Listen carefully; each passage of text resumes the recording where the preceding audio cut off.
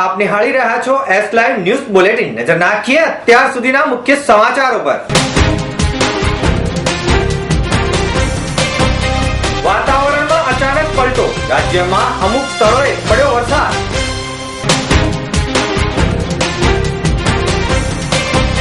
શહેરમાં યોજાયા દૂધ અને વીજળીના ભાવ વધારા સામે દેખાવો।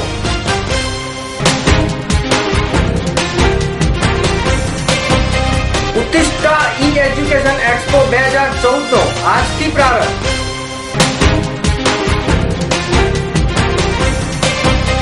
અમદાવાદમાં યોજાનારી mega fashion event retail to runway માટે શરૂ થયું ઓડિશન। ફાટાબાજ કુદરતના કરિશ્માથી વૈશાખના આકરા તાપના માહોલમાં ગુજરાતમાં ઠેર ઠેર વાવાઝોડા સાથે કમોસમી વરસાદ પડી રહ્યો છે।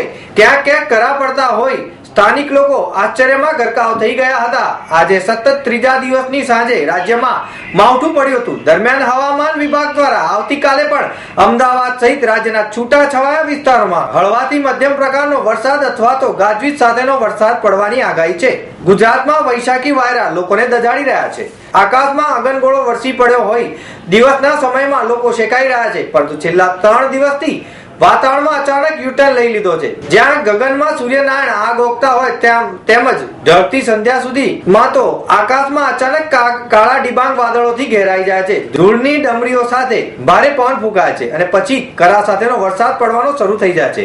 ગુજરાતના હવામાનની તાસીર સૂર્યાસ્તના સમયે એકાએક બદલાઈને ઉનાળાને બદલે ચોમાસાની યાદ તાજી કરાઈ જાય છે। તાજેતરમાં રાજ્યમાં વીજળી અને દૂધના ભાવમાં વધારો ઝીંકાયો છે। બસ આવું જ કંઈક થતા દેખાવકારોને મુદ્દો મળી ગયો છે। ગઈકાલે શહેરમાં 2 જગ્યાએ દેખાવ યોજાયા, જેમાં કોંગ્રેસ દ્વારા ખોખરા સર્કલ પાસે કાળી ચા બનાવીને દૂધના ભાવ વધારાનો વિરોધ કરાયો, જ્યારે અપના બજારની બહાર SUCI દ્વારા દૂધ અને વીજળીના ભાવમાં થયેલા ભાવ વધારા સામે વિરોધ કરાયો હતો। આ બંને જગ્યાએ વિવિધ બેનરો સાથે વિરોધ કરવામાં આવ્યો હતો, જેમાં નવાઈની વાત એ છે કે આવું કંઈ પણ બને તો દેખાવકારોને મુદ્દો મળી જાય છે અને મીડિયાને બોલાવી ફોટા પડાવી પૂરતું કાર્ય સીમિત થઈ જાય છે। પરંતુ તેમણે કરેલા દેખાવ તંત્રના પેટનું પાણી પણ હાલતું નથી। માત્ર ખાલી મીડિયામાં ચમકવા માટે જ આવા દેખાવો યોજાઈ રહ્યા હોય છે। જો ખરેખર તેમને રજૂઆત કરવી જ હોય તો આક્રમક વૃત્તિથી અપનાવવી જોઈએ। શહેરમાં લો ગાર્ડન પાસે સમર્થેશ્વર ગ્રાઉન્ડમાં 4 દિવસીય ઈ એજ્યુકેશન એક્સપોનું ભારતનું સૌ પ્રથમ ઉત્તિષ્ટનું આયોજન કરવામાં આવ્યું છે, જેમાં ભારતીય શિક્ષણની ઉજળી આવતીકાલ અંગેની તૈયારીઓ અને નવી જાગૃતિ વિશેની વિગતો રજૂ કરવામાં આવી છે। આ 4 દિવસનો મેગા ઇવેન્ટના હેતુ વિશે વાત કરતા રિસોર્સ ગ્રુપના ડાયરેક્ટર ચિંતન શાહે જણાવ્યું કે શિક્ષણમાં ક્રાંતિ લાવવી ટેકનોલોજીની મદદથી વ્યવહારિક રીતે શક્ય છે।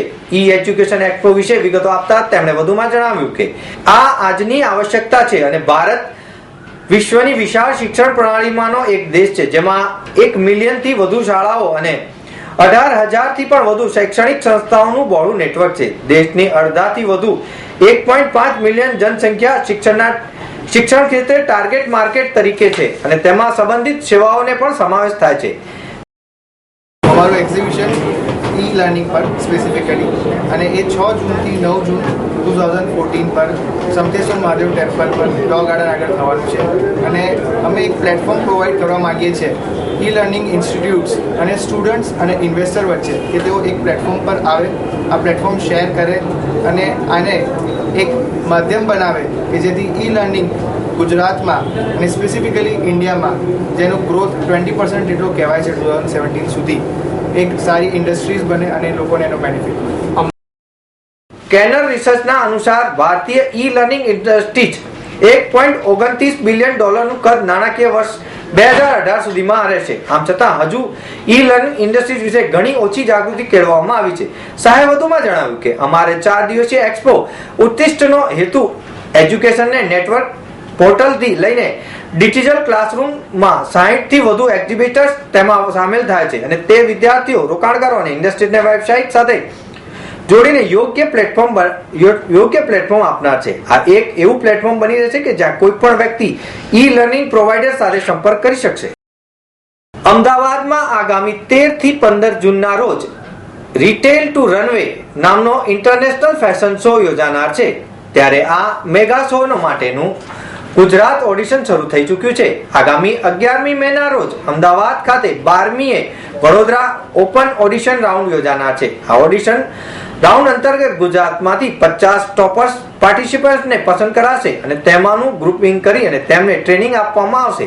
ત્યારબાદ તેમાંથી એક પબ્લિક શો દ્વારા ફાઇનલ 20 ની પસંદગી કરાશે અને જેમાં 13મી થી યોજાનારા ઇન્ટરનેશનલ ફેશન શોમાં સેલિબ્રિટી સાથે રેમ્પ પર મોડેલિંગ કરશે. અમદાવાદમાં શિવરંજની 4 રસ્તા પાસેના શીતળ વર્ષા મોલ ખાતે બપોરે 4 થી 9 સુધી ઓડિશન યોજાશે, જ્યારે વડોદરામાં MS યુનિવર્સિટી ખાતે 12 થી સાંજે 5 સુધી ઓડિશન યોજાશે. આ ઓડિશન માટે યુવાનોને રિટેલ રનવે ની વેબસાઇટ પર જઈને ઓનલાઈન રજીસ્ટ્રેશન કરાવવાનું રહેશે. તેમજ વેબસાઇટ પર આવેલા ફોન નંબર પર કોલ કરી તેમજ ઓડિશનના દિવસે સ્થળ પર આવીને રજીસ્ટ્રેશન કરાવી શકાશે. અત્યાર સુધીમાં અમદાવાદ, વડોદરા, સુરત, આણંદ સહિતના શહેરોમાં 300 થી જેટલા યુવાનોએ રજીસ્ટ્રેશન કરાવ્યું છે, જ્યારે મુંબઈ ખાતે ઓડિશન પૂરું થઈ ચૂક્યું છે અને ટોપ 25 મોડલ સિલેક્ટ પણ કરી દેવામાં આવ્યા છે. દેશના જાણીતા એન્ટરટેનમેન્ટ ગ્રુપ એવા સેગા ગ્રુપ દ્વારા નેક્સ્ટ જેનના સહયોગથી આ મેગા ઇવેન્ટનું આયોજન કરવામાં આવ્યું છે. અમદાવાદના Gujarat university convention and exhibition સેન્ટરમાં આ મેગા ફેશન ઇવેન્ટ યોજાનાર છે. તો મિત્રો, આ હતા અત્યાર સુધીના મુખ્ય સમાચાર. સમાચારની ખાસ ગતિવિધિ માટે આપ નિહાળતા રહો S Live ન્યૂઝ બુલેટિન. નમસ્કાર.